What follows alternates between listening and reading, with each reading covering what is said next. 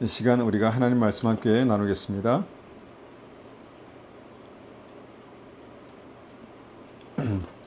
나눈 말씀의 제목은요, 사람들의 시선과 나의 믿음입니다. 사람들의 시선과 나의 믿음. 자, 요한복음 7장 2절에서 16절까지 말씀을 천천히 받들어 읽겠습니다. 요한복음 7장 2절에서 16절까지의 말씀입니다.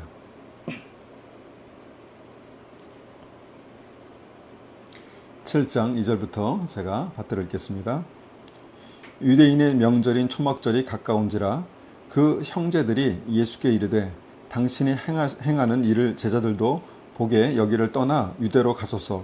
스스로 나타내기를 구하면서 묻혀서 일하는 사람이 없나니 이 일을 행하려 하거든 자신을 세상에 나타내소서 하니, 이는 그 형제들까지도 예수를 믿지 아니함이로라. 예수께서 이르시되 내 때는 아직 이르지 아니하였거니와 너희 때는 늘 준비되었느니라. 세상이 너희를 미워하지 아니하되 나를 미워하나니 이는 내가 세상의 일들을 악하다고 증언함이라. 너희는 명절에 올라가라. 내 때가 아직 차지 못하였으니 나는 이 명절에 아직 올라가지 아니하노라. 이 말씀을 하시고 갈릴리에 머물러 계시니라. 그 형제들이 명절에 올라간 후에 자기도 올라가시되 나타나지 않고 은밀히 가시니라.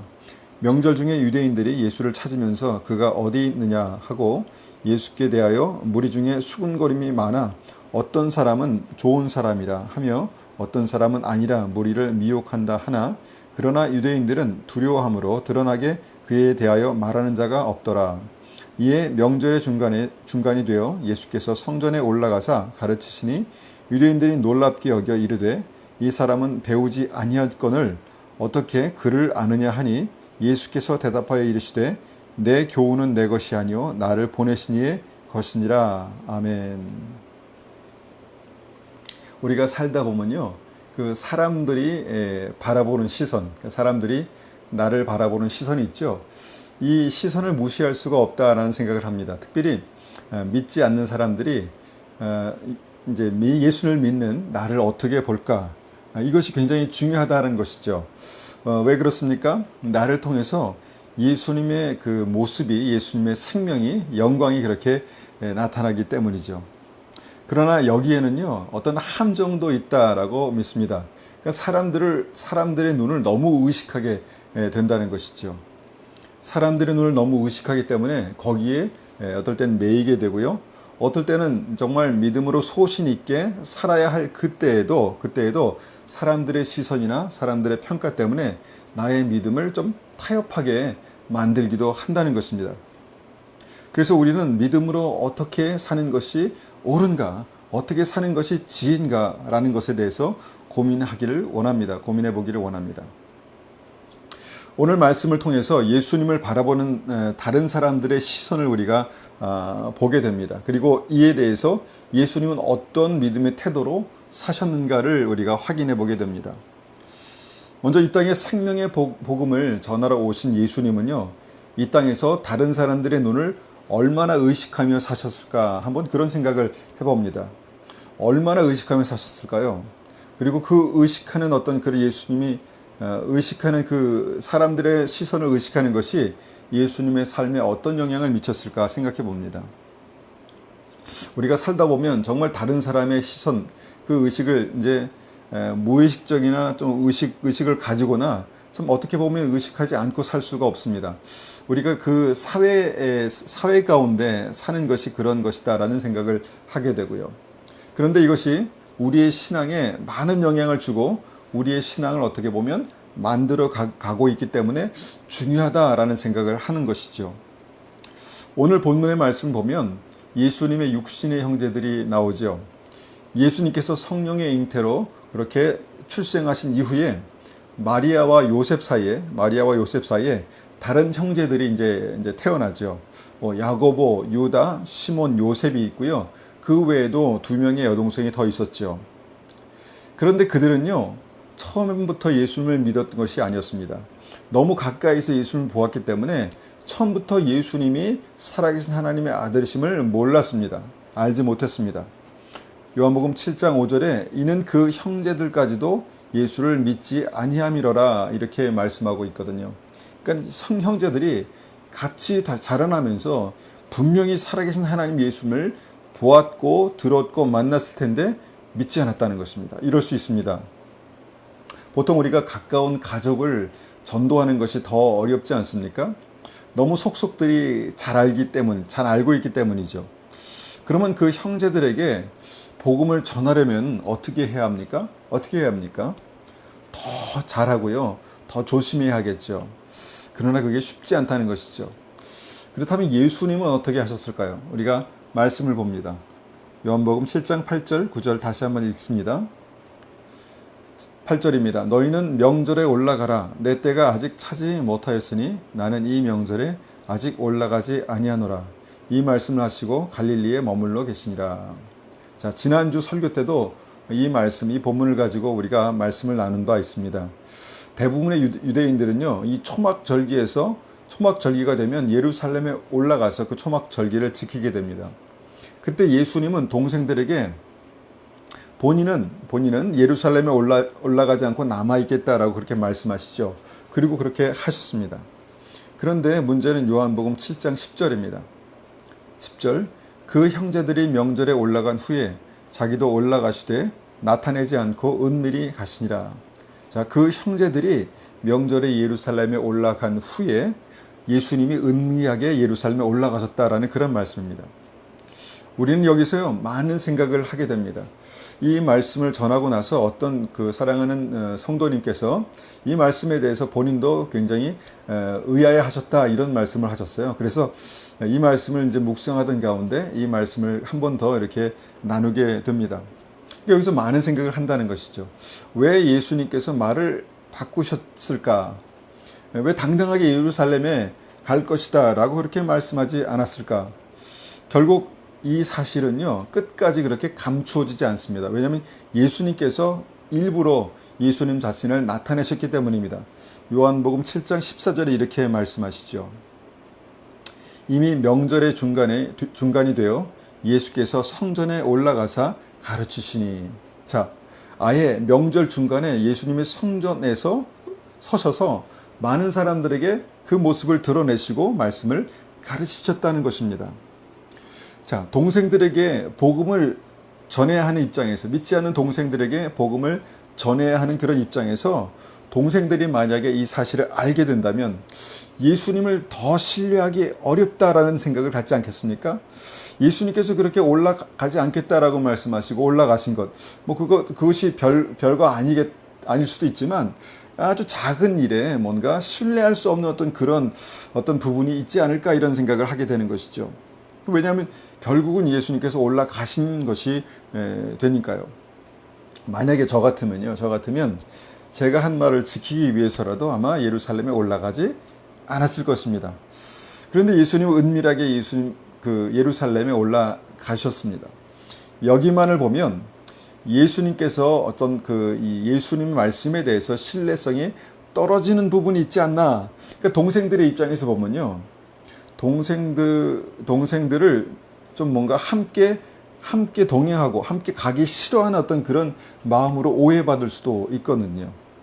그러니까 이 말씀을 읽으면서 나 같으면 어떻게 했을까, 이런 생각을 해보게 되는 부분입니다. 여러분 같으면 어떻게 하셨을 것 같습니까?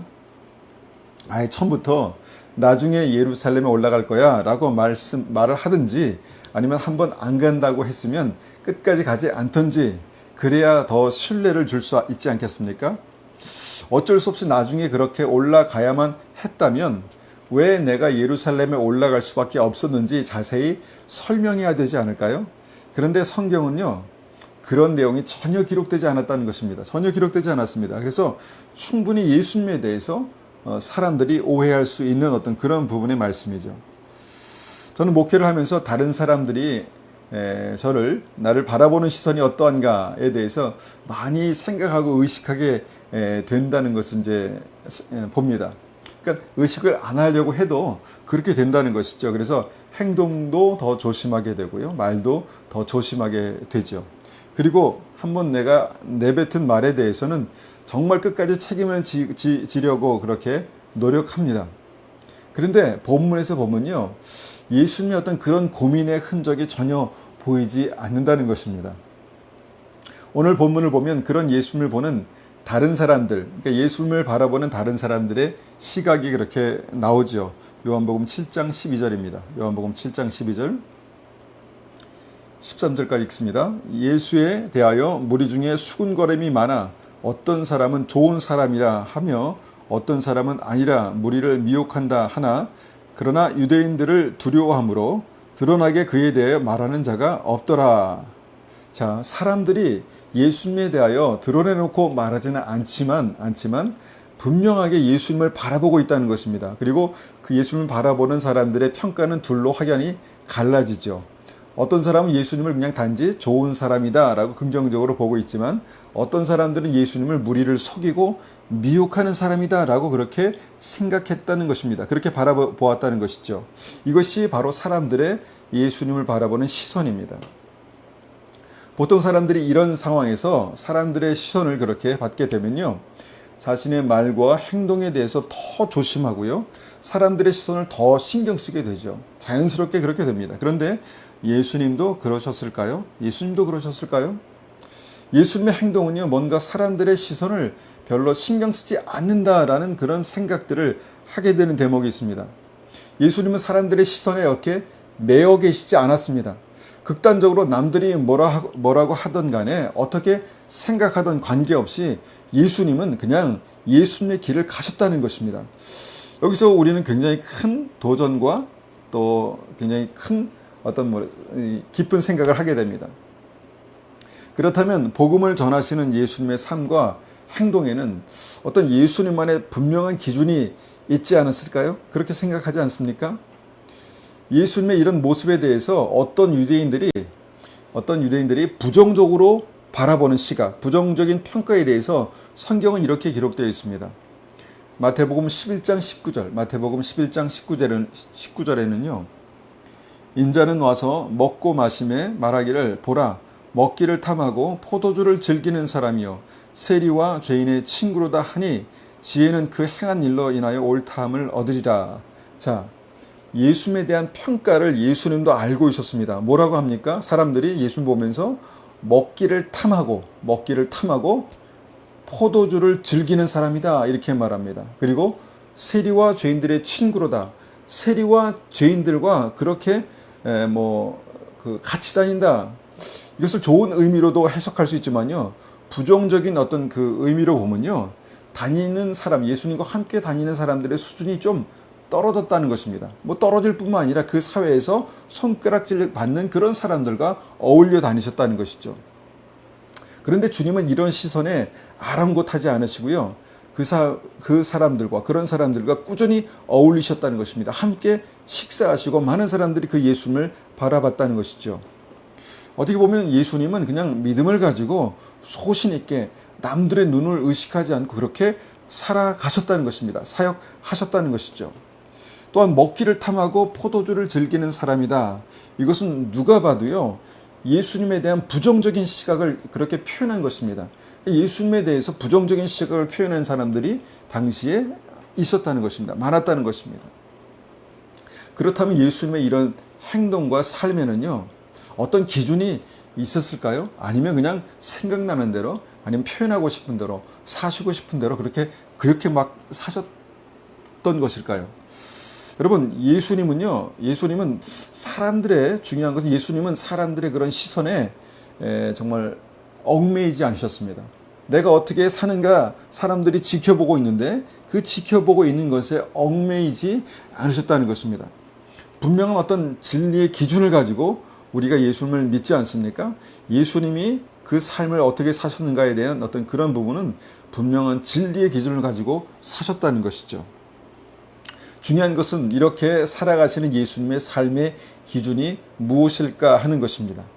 우리가 이것을 좀 정리하고 이것을 우리의 삶 가운데 적용할 때 우리는 좌로나 우로나 치우치지 않고요, 주님의 길, 예수님의 길을 살아갈 수 있습니다. 예수님이 가신 길을 따라갈 수 있습니다. 그러니까 예수님처럼 소신 있게 살 수 있다는 것이죠. 자, 그 기준이 뭘까요? 첫 번째로 기준은요, 십자가의 기준을 따라 사셨다는 것입니다. 예수님은 십자가의 기준을 따라 사셨다라는 것입니다. 빌립보서 2장 5절에서 8절까지를 한번 찾아서 읽어보겠습니다. 빌립보서 2장 5절에서 8절까지입니다. 너희 안에 이 마음을 품으라. 곧 그리스도 예수의 마음이니 그는 근본 하나님의 본체시나 하나님과 동등됨을 취할 것으로 여기지 아니하시고 오히려 자기를 비워 종의 형체를 가지사 사람들과 같이 되셨고 사람의 모양으로 나타나사 자기를 낮추시고 죽기까지 복종하셨으니 곧 십자가에 죽으심이라. 자, 예수님의 이 땅의 삶을 한 어떤 이 마디로 한 문장으로 요약하면 바로 십자가의 사랑으로 사셨다는 것입니다. 그러니까 예수님의 삶의 기준은요, 십자가였습니다. 십자가의 기준을 따라 사신 것입니다. 그러니까 예수님이 왜 하늘 보좌를 버리시고 이 땅에 종의 모습으로 오셨을까요? 우리를 향한 그 죽음도 불사한 사랑, 그 사랑 때문에 그렇지 않습니까? 그러니까 죽음도 불사한 사랑을 가지고 이 땅에 오셨다는 것입니다. 이것이 바로 십자가의 사랑이고 십자가의 기준입니다. 여러분, 일반적인 사랑과 예수님의 십자가의 사랑의 다른 점이 무엇일까요? 십자가의 사랑의 핵심은요, 구원입니다. 우리를 영생 얻게 하기 위한, 우리에게 영생을 주시려는 하나님의 구원의 역사가 바로 십자가 사랑, 희생의 사랑이죠. 그러니까 사랑의 목적이 단순히 사랑하는 것이 아니라 구원하는 것입니다. 사랑의 목적이 단순히 사랑받는 것이 아니라 사랑하여서 우리를 구원하는 것이죠. 이것이 십자가의 사랑이고요. 이것이 예수님의 삶의 기준이 되었다는 것입니다. 예수님께서 십자가에서 생명을 던져서 우리를 그렇게 사랑하셨다는 것이죠. 이것이 예수님의 이 땅에서 예수님의 모든 삶과 생각과 행동의 동기였다는 것입니다. 이것이 중심이었다는 것이죠. 그래서 모든 그 삶과 사역이 좌로나 우로나 치우치지 않고 바로 이 십자가의 사랑으로 그렇게 살아가시는 것이 예수님의 삶의 기준이 되셨습니다. 여러분, 우리는요, 그런 놀라운 사랑을 받을 만한 사람들입니다. 그런 놀라운 사랑을 받은 사람들입니다. 그리고 주님은 모든 그 삶의 행동이 바로 그런 진실한 사랑에서 그렇게 우러나왔다는 것입니다. 진실한 사랑에서 세리와 죄인들, 진실한 십자가의 사랑이 기준이 되어서 세리와 죄인들과 그렇게 함께 먹고 마시는, 그들의 친구가 되시는 그런 역사가 있었다는 것이죠. 이것을 사람들은 그냥 먹고 마시기를 탐하는 사람이고 세리와 죄인의 친구라고 그렇게 그들의 시선으로 바라본 것이죠. 그러나 주님의 사랑에는 분명한 기준이 있었습니다. 그것이 바로 십자가 사랑입니다. 우리가 주님을 알아갈 때요, 먼저 이 사랑의 뿌리를 알아야 합니다. 사랑의 뿌리를 알아야 합니다. 왜냐하면 주님께서는요, 지금도 우리를 그 사랑으로 사랑하십니다. 내 삶 가운데 하나님께서 많은 일을 행하시는데요, 그 사랑에 분명한 기준이 있습니다. 그것은 바로 십자가 사랑입니다. 나를 사랑하시는 주님의 십자가 사랑 때문에 우리는 예수님을, 하나님을 완전하게 이해할 수 있습니다. 점점 더 깊이 이해할 수가 있다는 것이죠. 우리가 주님의 사랑을 그렇게 이해하고 신뢰하면요, 주님에 대해서 우리가 다 이해할 수 있습니다. 다 이해할 수 있습니다. 왜 그렇게 하셨을까? 바로 생명을 주셔서 우리를 살리시기 원하시는 십자가 사랑 때문입니다. 제가 국민학교 저학년 때 제가 이제 잘못하면 어머님이 이제 회초리를 드셨습니다. 그때는 회초리를 맞으면서 내가 왜 회초리를 맞았나? 그러니까 제가 잘못한 그 이유만을 이제 생각했죠. 아, 이 잘못 때문에 나를 어머님이 때리시는구나, 이렇게 이제 생각했죠. 그런데 지금 이제 성장해서는요, 성숙해서는 그때 그 매의 의미를 완전하게 이해할 수 있습니다. 완전하게 이해할 수 있습니다. 그것이 무엇입니까? 바로 사랑이라는 것이죠. 어머님의 사랑이라는 것이죠. 여러분, 이것이 바로 우리의 성숙함을 통해서 얻는 이해입니다. 말씀도 마찬가지죠. 말씀도 주님께서 나를 향한 그런 성숙한 십자가 사랑으로 그렇게 우리가 주님을 이해할 수 있습니다. 주님을 완전히 이해할 수 있습니다. 단지 그냥 진실한 사랑이 아니라 우리를 구원하시기 위해서 생명을 주시는 그 십자가 사랑으로만 우리가 예수님을 알아갈 수 있다는 것입니다. 예수님을 이해할 수가 있다는 것이죠. 이것이 예수님의 삶의 분명한 기준이 되었습니다. 또한 쉽게 이해하기 힘든 주님의 삶의 기준, 두 번째가 무엇입니까? 바로 절대 복종의 믿음입니다. 절대 복종의 믿음. 빌립보서 2장 8절에 특히 이렇게 말씀하시죠. 사람의 모양으로 나타나사 자기를 낮추시고 죽기까지 복종하셨으니 곧 십자가에 죽으심이라. 여러분, 낮추시고 겸손하게 우리가 하나님 앞에 우리를 낮추는 것이 믿음입니다. 자기를 낮추고, 여러분 거기서 끝입니까? 죽기까지 복종하셨다는 것입니다. 우리가 예수님을 닮기 원하고 예수님을 따르기 원합니다. 그렇다면 삶 속에 반드시 내가 믿음을 지키기 위해서, 생명의 길을 가기 위해서 죽기까지 복종하는 그 믿음이 있어야 합니다. 있어야 합니다. 예수님은요, 하나님 아버지의 말씀에 죽기까지 복종하셨다 이렇게 말씀합니다. 여러분, 이것이 어디 쉽겠습니까? 쉽지 않습니다. 그런데 이것이 이 땅을 사신 예수님의 삶의 분명한 기준이었다는 것입니다. 하나님 아버지의 말씀에 죽기까지 복종한다. 이것이 하나님 말씀의 기준이었다는 것입니다. 내 생각과 내 이해가 아니라 하나님의 말씀에 내가 죽기까지 복종한다. 이것이 예수님의 삶의 분명한 기준이었습니다. 믿음의 조상 아브라함 있죠. 그 믿음의 조상, 그러니까 믿음에 대해서 그 본질, 그 중요성이 어떤 것인가에 대해서 보여줄 수 있는 아브라함의 삶을 통해서 볼 수 있는 그 가장 중요한 하이라이트가 무엇입니까? 핵심이 무엇입니까? 바로 그 아들 이삭을 주님께서 번제로 요구하신 것입니다. 그리고 아브라함이 그 아들 이삭을 번제로 하나님 앞에 드린 것이죠. 여러분, 이 이해할 수 없는 하나님의 명령과 이 이해할 수 없는 그 아브라함의 순종의 핵심이 무엇입니까? 말씀에 죽기까지 복종한 것입니다. 그러니까 예수님과 동일한 어떤 믿음의 삶을 살아간 것이죠.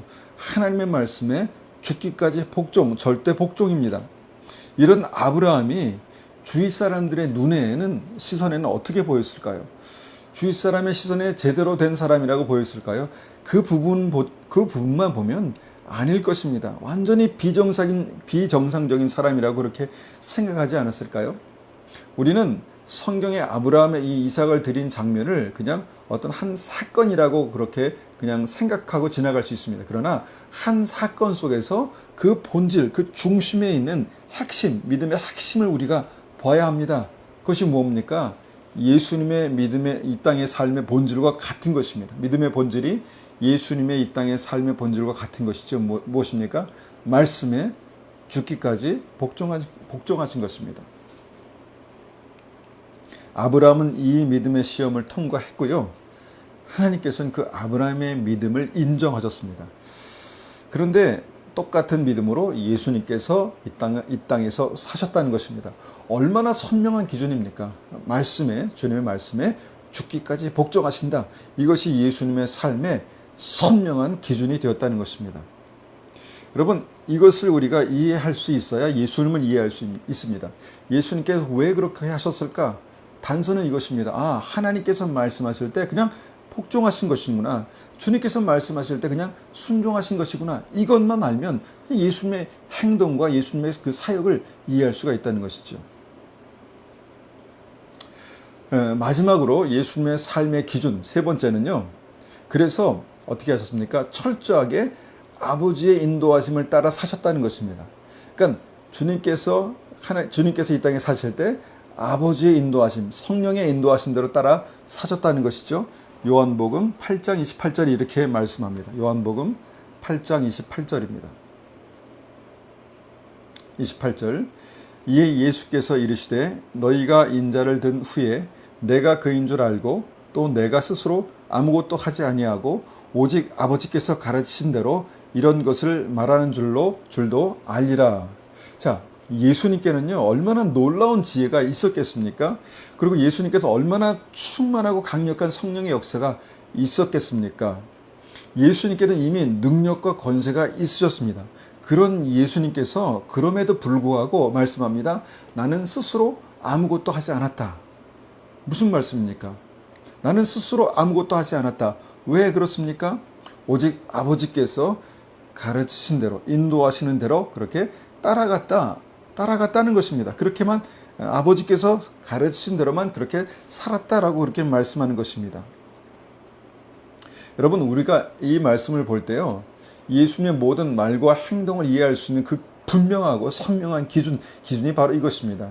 예수님은 아버지 하나님께서 가르쳐 주시는 대로만 살았고 사역했다라고 그렇게 말씀합니다. 특별히 이 땅에서 구원의 길, 생명의 길을 가실 때 그렇게 하셨다는 것이죠. 그렇다면 우리는 그렇게 살 수 없을까요? 우리도 그렇게 살 수 있을까요? 자, 우리가 왜 기도합니까? 왜 기도하죠? 내가 원하는 것을 받기 위해서 그렇게 기도합니까? 물론 그렇게도 기도하지만 더 중요한 기도의 목적이 있죠. 그것은 바로 하나님의 인도하심을 따라 예수님처럼 이렇게 이 땅에서 살기 원하기 때문입니다. 하나님의 인도하심을 따라간 예수님처럼 우리도 예수님의 생명의 길을 따라서 그렇게 살기 위해서, 하나님의 인도하심을 받기 위해서, 성령의 인도하심을 받기 위해서 그렇게 기도하는 것입니다. 여러분 믿으십니까? 여러분 여기에 가장 확실한 생명의 길이 있습니다. 예수님께서 이 땅에서 그렇게 하셨던 것처럼 우리가 기도할 때 성령께서 깨닫게 하시고 듣게 하시고 보게 하십니다. 우리가 기도할 때 성령께서 이해하게 하시고 듣게 하시고 보게 하신다는 것이죠. 그때 우리는 예수님처럼 아버지께서 가르쳐 주시는 대로, 아버지께서 인도하시는 대로 따라가는 것입니다. 이것이 믿음입니다. 이것이 주님의 자녀의 특권입니다. 결론을 맺습니다. 믿음은 다른 사람들의 시선이 아니라 십자가 사랑을 따라 사는 것입니다. 믿음은 십자가 사랑을 따라 사는 것입니다. 믿음은 다른 사람들의 시선이 아니라 죽기까지 복종하셨던 예수님의 길을 따라 사는 것입니다. 그리고 믿음은 사람들의 좋은 평판이 아니라 단순히 주님의 인도하심을 따라 그렇게 가는 것입니다. 우리의 믿음이 사람들의 평가와 시선에 매이면 우리의 믿음은요, 왜곡될 수 있습니다. 나를 사람들이 어떻게 바라볼까? 나를 사람들이 어떻게 생각할까? 그러면 어떻게 됩니까? 거기에 맞추게 된다는 것이죠. 보편적으로 정말 이것이 옳아, 이것이 좋아라고 그렇게 인정하는 그런 방법으로 나를 맞추게 된다는 것이죠. 그때 우리의 믿음도 변질될 수 있습니다. 우리의 믿음도 왜곡될 수 있다는 것이죠. 왜냐하면 하나님께서 우리를 인도하시는 길이 하나님의 생각과 사람들의 생각, 하나님의 생각과 사람들이 보편적으로 옳다라고 그렇게 말하는 생각이 다를 수 있기 때문입니다. 그러나 우리가 십자가 사랑으로 성령의 철저하신 인도하심을 따라 죽기까지 복종하며 살아갈 때 우리의 믿음은 절대로 실패하지 않습니다.